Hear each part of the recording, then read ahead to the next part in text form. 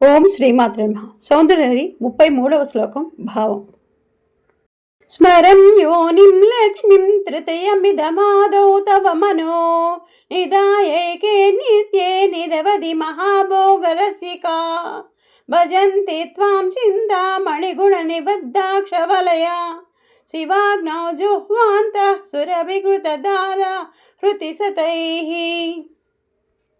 ఓ జనని, నీ భక్తులు కొందరు సాధనలో అనుభూతిని తెలుసుకొని నీ మంత్రమునకు ముందు కామరాజ బీజమైన ఐం భువనేశ్వరి బీజమైన హ్రీం లక్ష్మీ బీజమైన శ్రీం అనే బీజాక్షరాలను చేర్చి సహస్రాధికముగా జపములు చేస్తున్నారు.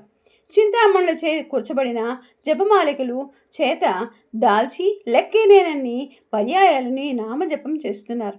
కామధేను పాల నుండి పుట్టిన ఘృతధారలచే నీకు ఆహుతులు అర్పిస్తున్నారు. త్రికోణాకారమైన శివాగ్ని యందు నీ ప్రీతి కొరకు హోమం చేస్తున్నారు.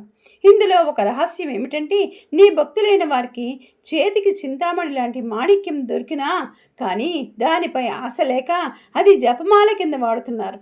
చింతామణి దేవతామణి కోరిన కోరికలు కనకవర్షం కురిపిస్తుంది. నీ భక్తులకు ఆ ధనరాశులతో నిమిత్తం లేదన్నమాట.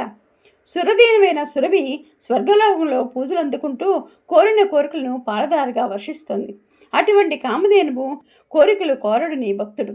ఆ గోమాత పాలల్లోని వెన్న తీసి ఆ వచ్చిన నేతితో నీ ప్రీతి కోసం హవిస్సులు అర్పిస్తున్నాడు. దీన్ని బట్టి తెలియవలసింది ఏమిటంటే, నీ అనుగ్రహం కంటే మరేదీ ముఖ్యం కాదు కదా. దేవీ ఉపాసన చేసేవారు కామ్యంతో చేయకూడదన్నమాట. ఓం శ్రీమాత్రే నమః.